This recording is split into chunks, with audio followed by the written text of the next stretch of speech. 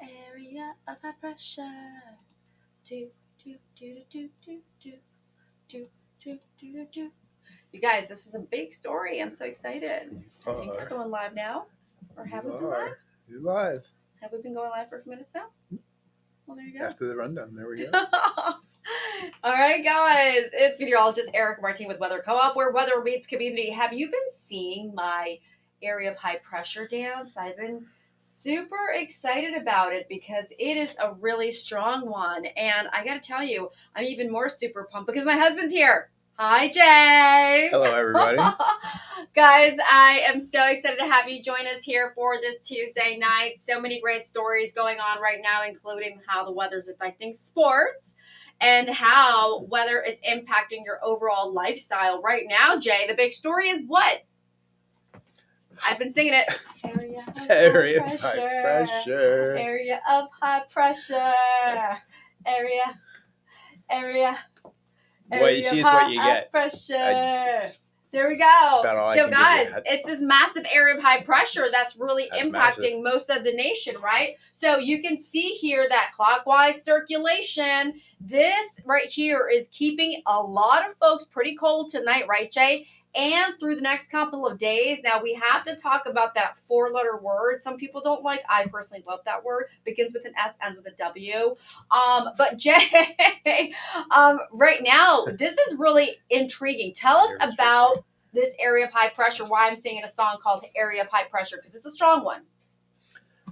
Well, two things. Number one, and good evening, everyone. It's covering over half of the United States in its impact right now, and a good chunk of North America in total.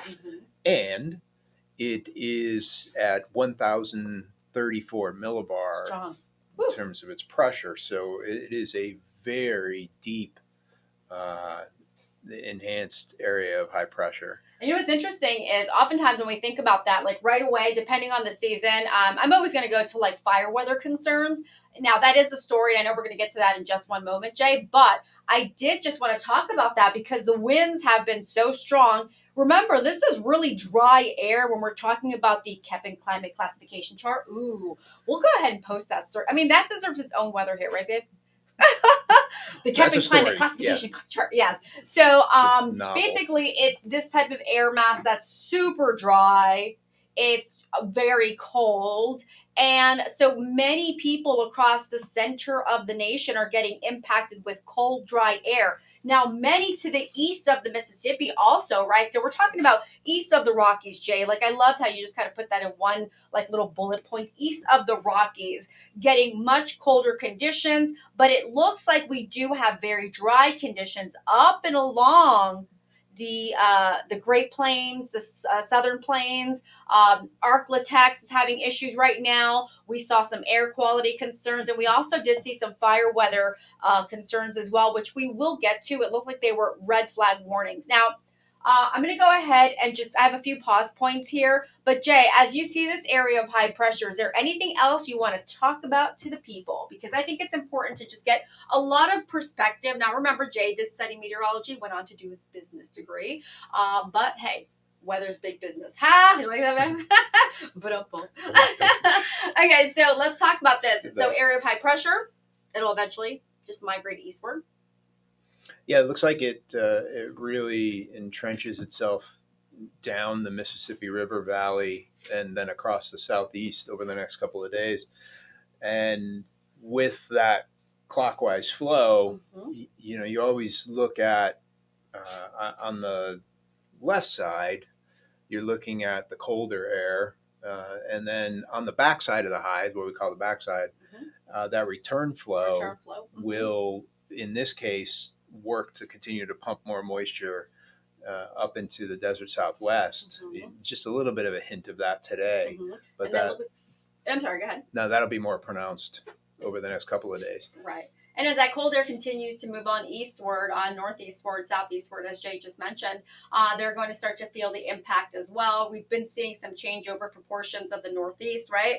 And so just kind of watching everything right now, I think it's really important to note this time of the year is super delicate when it comes to weather forecasting, because now we're talking about precip types. So many of you may have noticed, like, ooh, Erica changed out the legends. Erica did. I changed out the legends.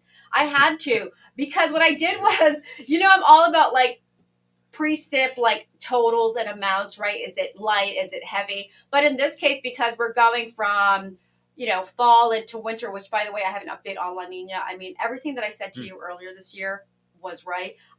It really, really irritates me when people do not focus enough on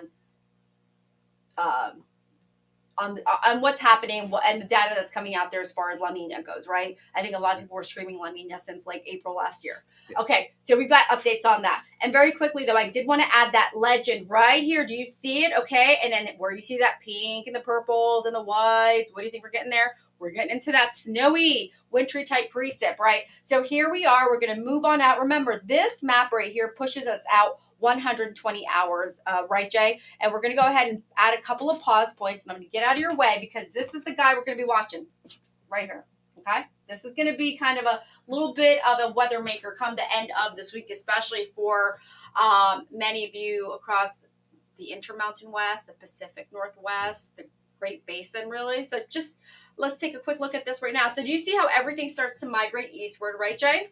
I'm going to step I see a cold front. Right, you do. And then actually there's going to be a reinforcing cold front right behind that. Those two will definitely bring a lot of cold air into place. But as we look eastward here, we are catching some precip. There's a little bit of a changeover. That's going to be basically due to elevation, anywhere where those colder temperatures, kind of hover, flirt with that freezing mark, which is 32 degrees Fahrenheit. But yes, as you said, this is what you're going to be watching here. You see that cold front, right? You see that low pressure system. There's going to be something happening here. So let's move this forward for the next couple of hours. And as you can see here, by Wednesday, 8 p.m. Now, this is going to be Central Daylight Time, so that you guys are very clear. I'm always going to keep you guys updated. So the position of this map, right, this is the time zone I'm picking up, right, Jay? So basically, oftentimes when I'm doing a quick SoCal hit, I'll just put it to PDT. It will be PST soon enough. But in this case, I'm using the camera position, which is why you're going to actually see Central Daylight Time, okay? That's that position you're getting right here. But remember, when we're talking about the Intermountain West, we've got our mountain time, which, by the way, I never could get used to as much as I love Salt Lake City. I never could. Something threw me off about that. Okay, that's a personal note. We have our East Coast, right? So we're going to go ahead and focus on that. Ben Cohen, I've always got to share like a interesting things it's like, come okay, out. Let's see. Yeah. I need a therapy session with weather. Okay, so anyways, so we're tracking this right here, but we are definitely also watching what's happening over here as that massive area of high pressure begins to migrate eastward. Any thoughts? Yeah, so timing wise, if you're looking at this map, just add an hour if you're on the East Coast from where we are right now. Add 2 hours as you move across the country. So there's subtract or add.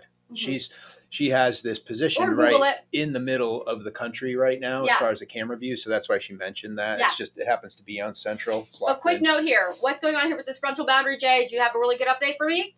This is... What do I have? Which brings a lot of cold air associated with an area of low pressure. Right behind that, there's going to be a reinforcing cold front that's going to add to that colder air. And that's going to happen. What's going to happen is this. What are you seeing, Jay? Changeover. Woo! Changeover. See snow. Dun, dun, Is it white? dun. Wait, is that Dun, white dun, in the dun. legend? Are we Dun, doing a dun, snow dun, dance? dun, dun, dun, dun, dun, And that's dun. not a little snow. That's a lot of snow. Early season Dun, snow. dun, Look dun. at that. So, guys, if you have Ooh. friends in this neck of the woods, we are talking about a pretty decent area right here. Yeah.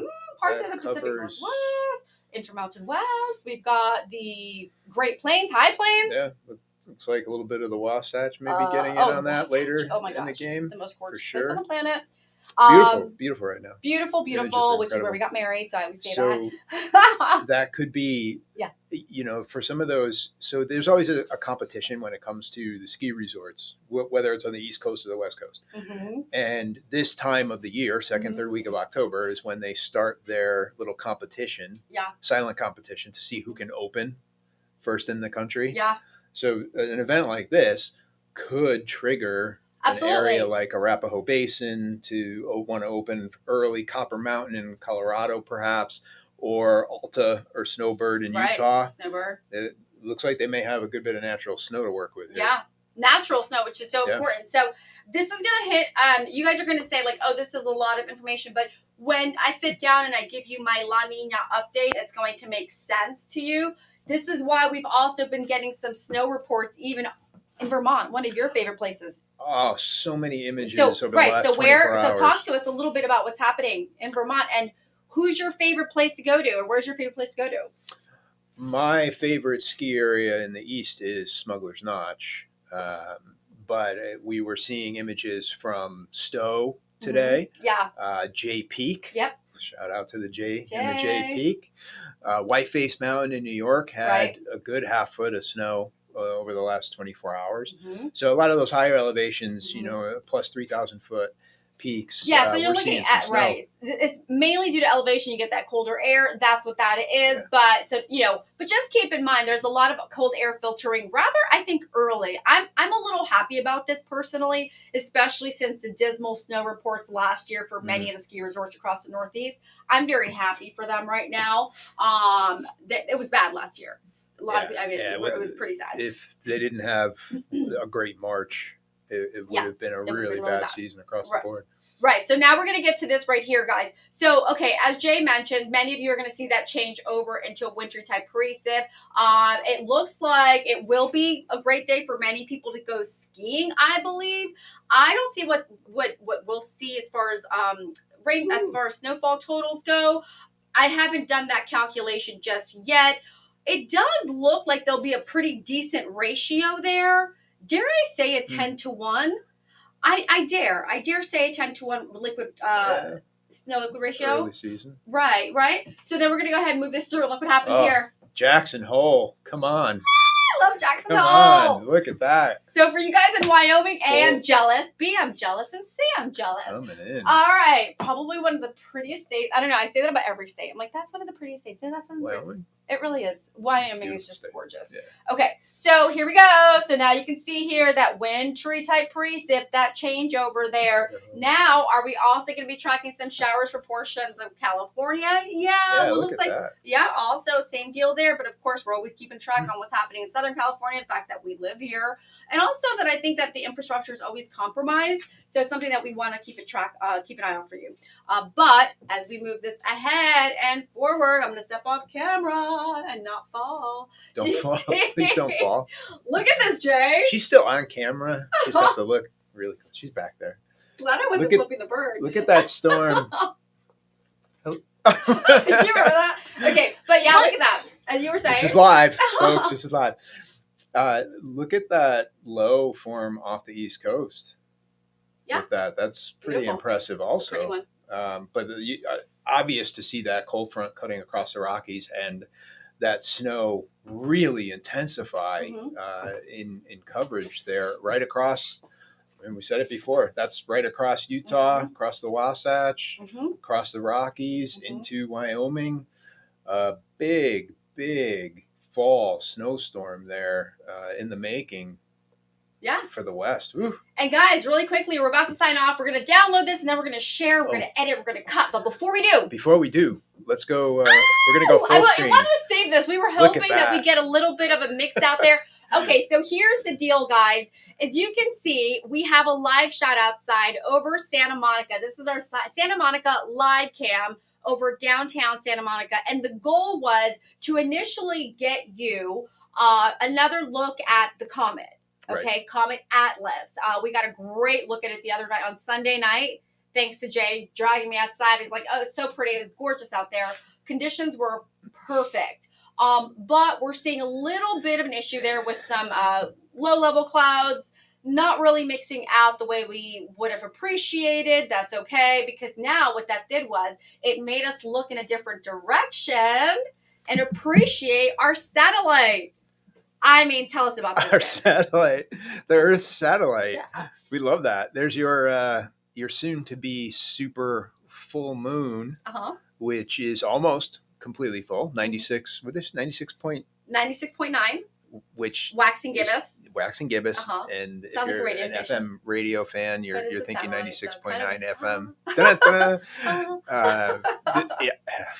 But that's one of the reasons why we're able to get such a great look at Comet Atlas is because the position of the moon this time of the year is almost on the opposite side of the horizon. So it's not dominating the view of the comet, which would be hard to see if the moon were in another position. So we're getting the benefit of seeing a lot of things celestially over these next few days. Yeah. And if you're in an area where you had clear skies today, i.e. underneath this high pressure anywhere across the East Coast, you would have a great view of Comet Atlas, and you will have a great view of it over the next few days.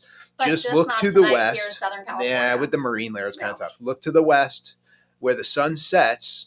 Look about 5 degrees to the left of that, and you'll see the comet's tail coming down. It was beautiful. It is beautiful. Oh my God. I took a video. I got a really good video. I posted it across our platforms at Weather Co-op. You'll see those. And I do want to give ourselves a shout out on our new TikTok page. Oh, yeah. We are. Okay, you guys may have seen this in my stories. It's called Talk Weather to Me. This is where we do TikTok weather updates. So we're really psyched. We just started it last night, or really like 2 a.m. this morning. All thanks to a special shout out, Dr. Unger and Julia, that's our primary care physician and our doctor and our nurse. And if you would want to go anywhere and stay healthy, that's where you should go. This isn't a shout out or a plug, but they are the best. Go. And so guys, so we have our new TikTok page. What is it again? Talk Weather to Me. Talk. It's a spin on that Poison song, Talk Dirty to Me. And I find that weather is just as enticing. So I'm like, talk weather to me. Anyways, I'm meteorologist Erica Martin, and I'm here with my husband, the other half of Talk Weather to Me, FYI. And we are here with Weather Co-op, where weather meets community. I am a Weather Ready Nation ambassador, an AMS certified meteorologist, and a Skywarn storm spotter. And my husband is a Skywarn storm spotter. So this is where we're definitely going to give you the best and most accurate information up to date. And we'll see you in just a bit, guys. I hope you're all having a wonderful Tuesday, and I hope your baseball team won. Oh. Hey, we have no horse in the race. We don't have a horse in the race. We don't have a horse in this race, so we're good. We like everybody. Kumbaya. All right. Kumbaya. See you